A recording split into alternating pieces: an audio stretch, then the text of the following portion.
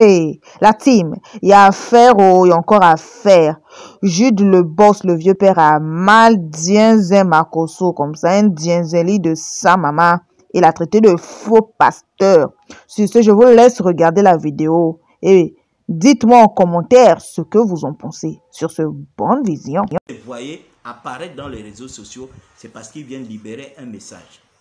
Ils prêchent en live sur Facebook, après ils partent. Ils ne viendront jamais faire. Même Sanogo. Moi, j'ai filmé Sanogo. J'ai filmé Sanogo, moi. Moi, j'ai filmé Tounassi. Voilà des pasteurs que je respecte dans le monde. Voilà des pasteurs. Sanogo, j'ai beaucoup de respect pour lui. Tu as compris? Tu n'es pas un pasteur. Parce qu'un pasteur, c'est un père. C'est un sage. Qu'est-ce que toi tu fais? Tu viens distiller. Tu distilles la haine dans les réseaux sociaux.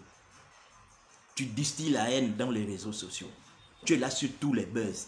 Tu fais quoi avec les buzz? Tu as déjà vu Sanogo venir parler des histoires de buzz?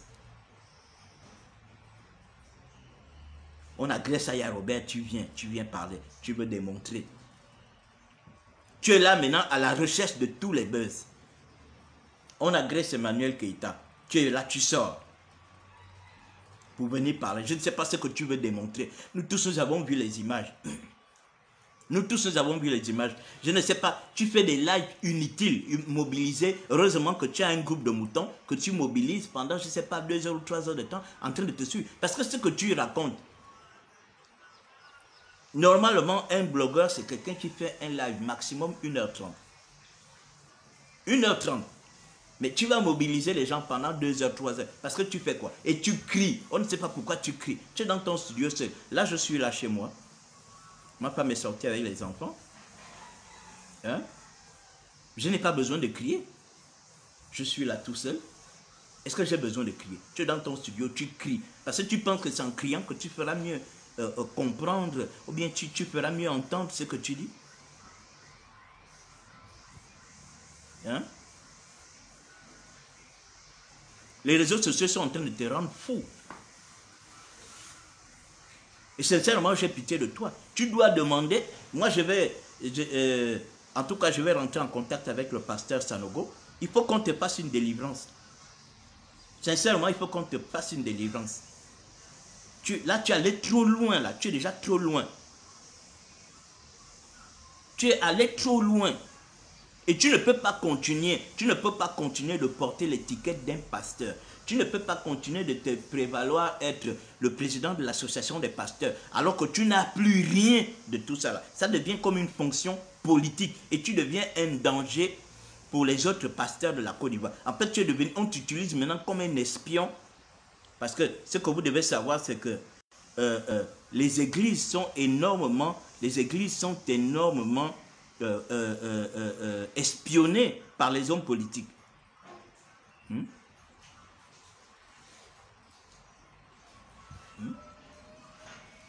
Les églises sont énormément espionnées. Donc toi, c'est le rôle que toi tu joues. C'est toi qui joues le rôle d'espion entre les pasteurs et le pouvoir.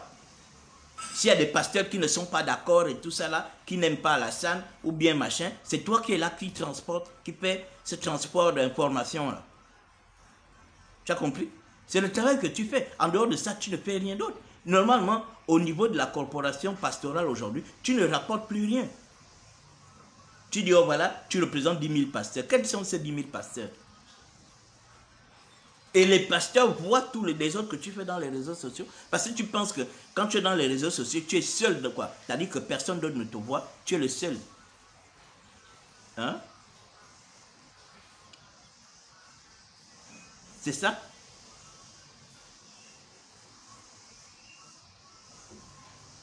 Mais c'est pas possible. Normalement, tu ne devrais plus parler. Tu ne devrais plus parler. Puisque tu es maintenant un blogueur. Tu es maintenant sur tous les buzz. Tu es maintenant sur tous les buzz. Il y a moins de buzz là-bas, tu es là-bas, tu mets ton bec. Il y a moins de buzz, tu es là-bas, tu mets ton bec. Il y a moins de buzz, tu tu es là. On parle de Carmen Sama, tu viens parler. On parle de ceci, tu viens parler. On parle des enfants de DJ Arafat qui ont été violés, tu viens parler. On parle de machin.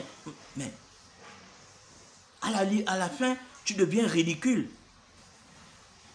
Et les gens vont te respecter. On respecte quelqu'un pour ce qu'il est, pas pour ce qu'il a. Ici au Gabon, il y a des milliardaires. Nous, on leur manque de respect. Vous avez compris? Parce qu'ils sont justement comme vous. Des parvenus qui se sont fait un peu d'argent et qui pensent que comme ils ont eu un peu d'argent, ils peuvent marcher sur les gens. On respecte quelqu'un pour ce qu'il est. Ah, qu'est-ce qu'il a? Ah non, c'est un monsieur qui est très sage. Oh, lui, vraiment, il est très poli. Vraiment, il donne des bons conseils. Vraiment, il est comme ça. Voilà. Voilà. Là, on te respecte pour ça. C'est pas que... Ah non, lui, on le respecte. Non, il a l'argent, il a l'argent. Mais quel argent? Quel argent? On va te respecter à cause de l'argent? Parce qu'on sait que tu as eu ça où?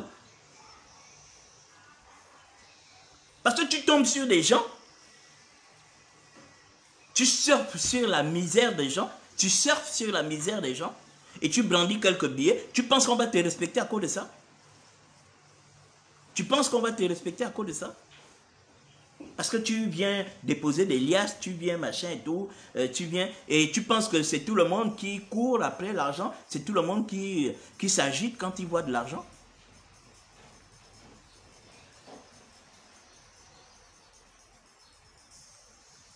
Hein? Monsieur Makoso. Tu insultes Emmanuel Keïta depuis des mois. Ta sœur ivoirienne. Moi, je suis gabonais. Moi, je respecte toutes les sœurs africaines. Ici au Gabon, toutes les nationalités sont ici.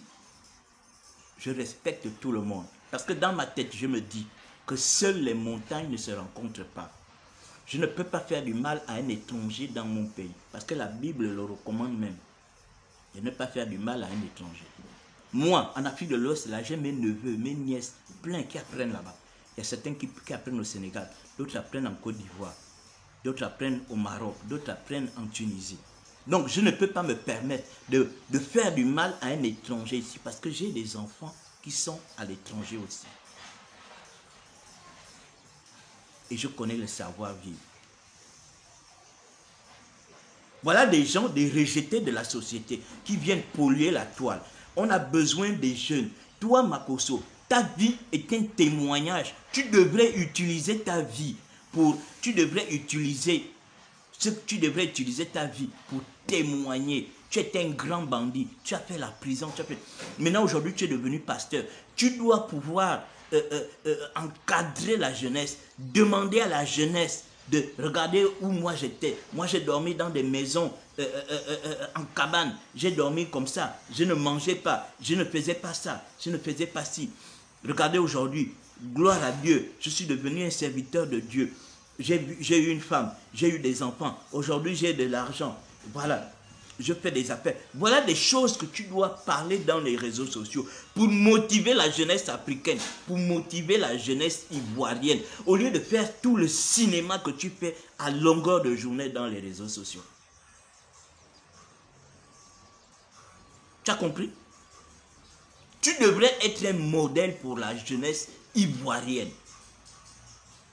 Demandez à la jeunesse ivoirienne que ce pays nous appartient. C'est le pays de la jeunesse ivoirienne. Les jeunes, levons-nous, battons-nous, développons notre pays, faisons des affaires. Ce n'est pas forcément l'école qui amène les gens à avoir de l'argent. Même en tant qu'artiste, tu devrais encourager tous ces jeunes-là, les artistes, tout le monde, les blogueurs. Les gars, s'il y a l'argent là-bas, battez-vous, mettez-vous à fond. Voilà des idées que tu devrais donner à cette jeunesse. Au lieu de venir mystifier les gens en venant montrer tes billets d'argent sur la table parce que tu veux mystifier. Mais mon frère, ça c'est quand on est un arriviste qu'on se comporte comme ça. Quand on est un arriviste, quand on ne pensait pas qu'un jour on devrait arriver à ce stade-là, qu'on est obligé de se comporter comme ça. Il n'y a qu'avec vous que je vois ça.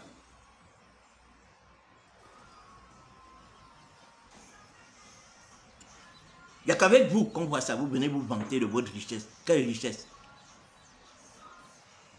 Quelle richesse? Quelle richesse? Au lieu d'aider la jeunesse à s'en sortir, vous avez un bloc de la jeunesse. Combien de jeunes désœuvrés vous regardent? Au lieu d'aider les jeunes à s'en sortir, vous venez narguer les gens dans les réseaux sociaux. Vous venez insulter les gens. Emmanuel Keïta essaie de se battre. Tu étais le premier à venir démonter sa conférence. Comme si toi et elle, vous faites les mêmes conférences. Toi, tu fais des trucs de... Tu distribues l'huile. Tu fais ça dans des fausses salles, gratuitement. Tu peux faire une conférence aux Champs-Élysées.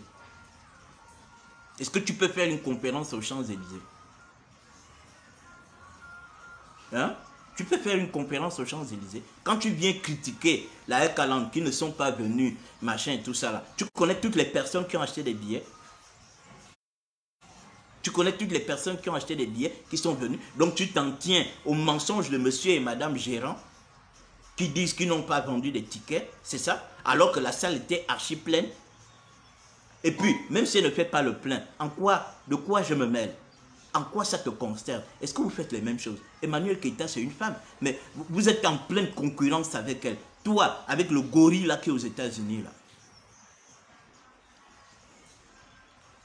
Vous êtes en pleine concurrence. Vous concurrencez les gens n'importe comment. Vous oubliez, non seulement ton type qui est aux États-Unis là, c'est un vieux qui devrait être là en train de donner des conseils aux petits.